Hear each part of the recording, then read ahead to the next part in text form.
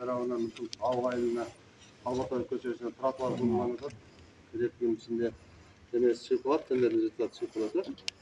Ошого анча-мынча үйлөр, заборлор келип калган жерлер бар дейт. Ошону өзүңөр түшүнүп туруп кичине жүргүзүп койсоңор, бул акча каражатты иштетип калып атат.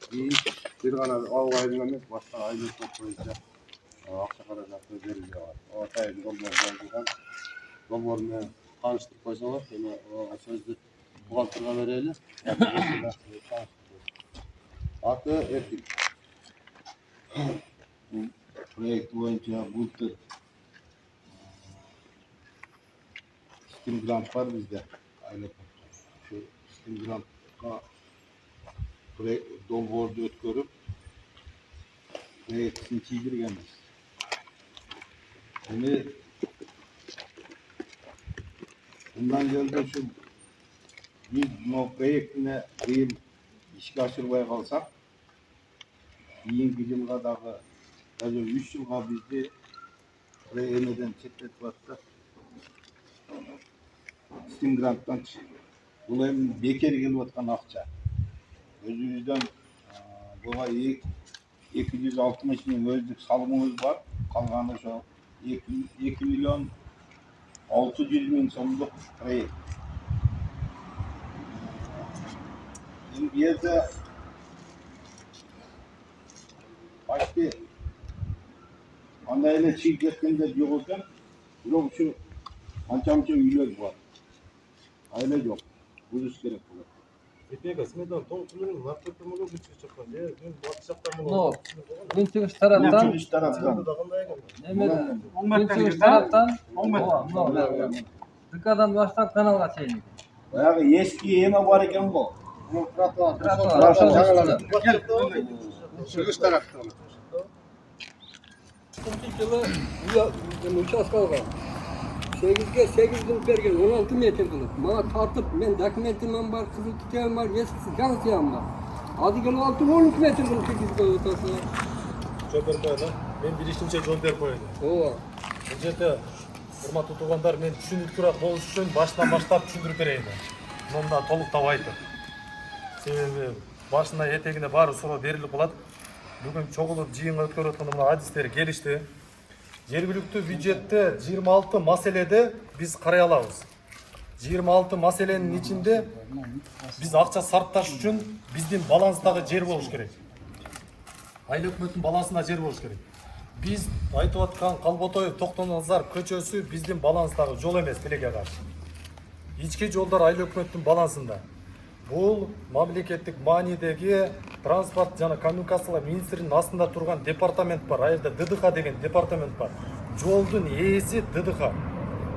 Алардын балансындагы жол биз эми бирок эл бизге жашаган үчүн, элдин кайрылуусу болгон үчүн, ушул жерден балдар баса албай атат деген сөз болгон үчүн анан тротуар салуу табыштама болгон. Тротуарды жергиликтүү бюджеттен кыла албайт экенбиз, себеби акча жок. Ошон үчүн муну айтып аткан стимул грантка жазылган. Стимул грант деген ушундай фонд бар, жалпак тил менен айтканда. Акча бул каражатын бөлүп берет. Ошого проект жасалып кошулган. Транспорт министрлигинин балансында турган жол. Эми жолду айтып атат, кыскартып койбой белеңер, эмне азыр келдиңер, эмне мурун айтып койбодуңар эле, эмне биз үй салып атканда келбедиңер эле деп айтып атат. Туура айтып атат. Эч кабилет жок, тупа туура айтып атат. Бул мурун көтөрүлүш керек эле. Мурун айтылыш керек эле. Мурун айтылбаган үчүн, ушулар куруп алган үчүн тийиштүү адамдар камалыш керек, жоопкерчиликке тартылыш керек. Менин позициям дагы ушундай. Мен дагы айтып атам, ким жабыркап калса, кимдин кызыл китеби болсо, укугу болсо, тебеленбеш керек болот. Ташиев деле Садыр Жапаров айтат, эч ким кызыл китеби бар, үйү барбы, мындай жапа чекпеш керек болот. Биз деле ушул позициядабыз. Эми жолду 8 метр деп туруп, 13 метр деп неге азыр өзгөртүп койдуңар деп атасыз? Кыргызстан мамлекеттик болуп түзүлүп атканда ДДХны бекер айтпадым. Кыргызстан боюнча 4 категорияга бөлүнөт экен. Биринчи, экинчи, үчүнчү. Эң акыркы категория 4-чү экен. Анын эни бар экен өлчөмү. Ортосунан 13 метр деген дептин өкүлү. 13 метр деп улар баягы кат берди. Бул Кыргызстан боюнча. Ал биздин баланста болгондо өзгөртүп коет элек. шартқа байланыштуу элдин суранычы менен биз өзгөртө албайбыз. Ал бизге кирбейт, ал биздин күчүбүз жетпейт. Ал качан болду эле? Ал 91-жылы мурун эле ошондой болуп калалган 4 категория. Аны биз чындыкты айтыш керек. Азыр силерди алдап келет, эртең 10го түшүрүп коебуз, 8ге түшүрүп коебуз деп биздин күчүбүз жетпейт ачык. Бул чындык. Эми проект жазылды, эми ушул жерден силер менен сүйлөшөлү деп атабыз. Мына жүйөсүн айтып атат, эл жапа чекпесин деп атабыз, туурабы? Бизде кырдаал кандай? Каналдыга чейин эки жактан тротуардын эски местасы бар экен. Туурабы? Баарыбыз билебиз, бар экен. Мына ушул жерден мечиттен кетип атканда дагы билишет, аксакалдар патасын берген. Ошондо айткан, урматтуу туугандар, эл менен жолуккандай айткан, Кудайдай айткан. Транспорт министрлигине барам, министрдин өзү менен жолуктум. Ушул жол Шайдан Абдраимов деп аталышы. Кызылдан башталат дагы Шайда эмеге чейин, көпүрөгө чейин. Ал айылга карап бөлүнбөйт дегенде алардын статусу ошондой экен, 13 метр экен. Ушул жолду асфальттап бериңиз деп суранабыз деп кирсек, ушул жерде айтышты, каналдын үстүндө проблема бар деп айтылды экен. Молдобуз айтты, ушундай эл жапа чегип калат деди. Хорошо дедик, орток пикир табайын деп туруп биз муну проектини эл жапа чекпесин деп жасадык. Кандай кылып?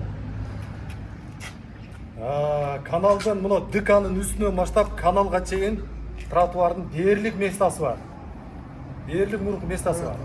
Чуть-чуть илешкендери бар. Столба же чынар терек же кимдир бирөөнүн забору чуть-чуть илешип калышы мүмкүн. Атак местасы бар. Бирок бул силерди жанагы элде ар кандай маалымат жолдот да, туура эмес маалымат сиз айтып 8 метр, 10 метр, 13 метр деп. Бул аны өзгөртпөйт.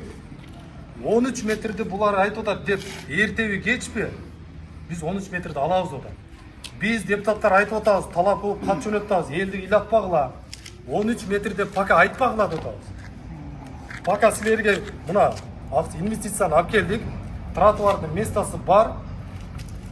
Тротуардын местасын эл берсин деп атабыз. Калган ошондо жанагы жерге батат. Тротуардан батса болду азыр. Пока ошого эле акчабыз бар да. Башка акчабыз жок. Калган жерди көрктөндүрүү деген түшүнүк бар да. Арча эгиш керек, чөй эгиш керек. Ошондо силердин үйүңөргө киришке туура келип калат. Пока аны биз кылбайбыз. Пока ага кыла турган акча каражат деле жок туугандар. Ошончо силер чочубашыңар керек, коркпошуңар керек. Эгер кимдин үйү бузула турган болсо, биз силер менен кошо сотко чейин барабыз. Силердин укугуңар ал. Биз деле ушинтип.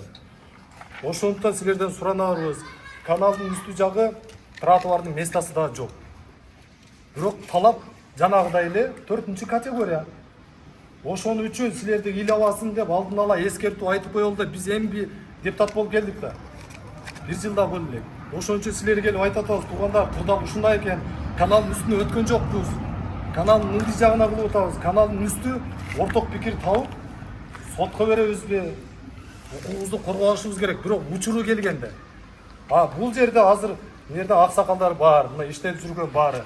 Бир бата дубаңарды берсеңер, мына астыңардан өттүк, каналдан проекти көрүнүп турат. Атайын өзүнүн ордуна чыйдырдык.